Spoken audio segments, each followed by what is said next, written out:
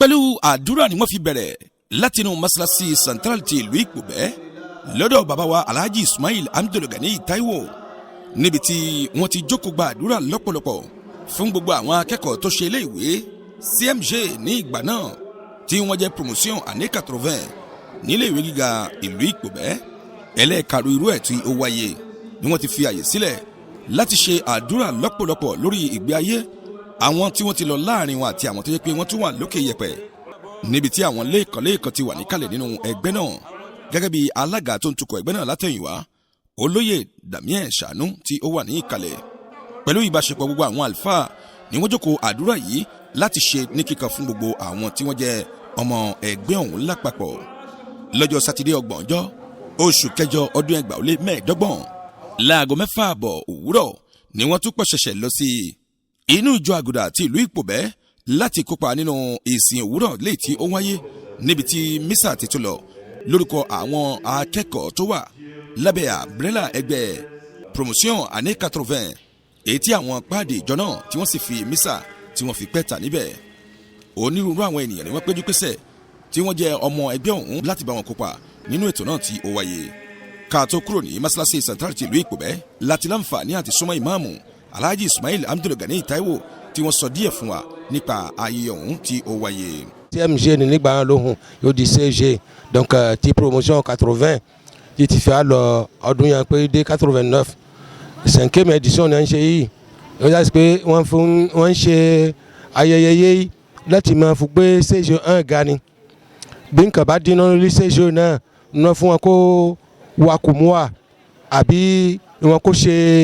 àga ìjókòó tábìlì yé àwọn ọmọ ń lò bẹ́ẹ̀ gbogbo oúnjẹ àwọn ọmọ líyàlí CG 1 wọ́n sì ń gbìyànjú ká ń ṣèyẹ agbára wọn ká láti lè ṣe láti mọ fúnra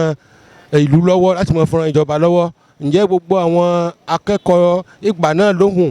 yé wọn ṣẹ́kù láyé ọ̀nàkọ́ lóra ẹ̀mí wọn yé kálukú ìtìtọ́ di ọ̀gá sílẹ̀ ìkànkàn ká ń kọ́ àwọn ọmọ lẹ́kọ̀ọ́ ọlọ́run kó dúró tí wọn ọlọ́run kó máa pa lẹ́yìn wọn. nípa ètò àdúrà ọ̀hún tí ó wáyé tí ò ń ṣe alákọ̀ọ́kọ́ irú ẹ̀ ọ̀kan lára ọmọ ẹgbẹ́ náà tí ó bá wa sọ̀rọ̀ àwọn náà pẹ̀lú ṣe àlàyé ní ṣísẹ̀ntẹ̀lé lórí bí ètò àdúrà yìí bí ó ti wáyé fún àwọn akẹ́kọ̀ọ́ náà. Abiose Burahima kó dijọ́ ẹ̀bùn náà ìjọ samedi là ń yá aṣọ́dún náà à ń ṣàdúrà létòlí mọ̀lẹ́ lọ́n máṣáṣí lọ́wọ́ yìí lẹ́yìn jímọ̀ lè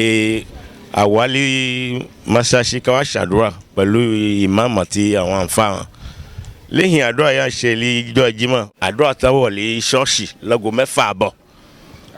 àgọ́ 6:30 àárọ̀ samedi lẹ́yìn àdúrà yà lé àwa ayọ́jẹ́ ọmọ iléèwé CMJ lígbà náà lóhùn lòdì CMJ ndìsín CMJ náà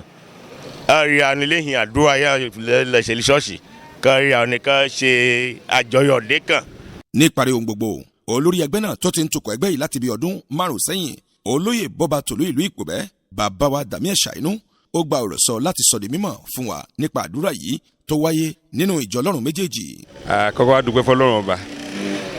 fún àwa yá ti ṣe léwé libi láti pé 40 ọdún sẹ́yìn yá tó kù lẹ́yìn kárin rẹ̀ wa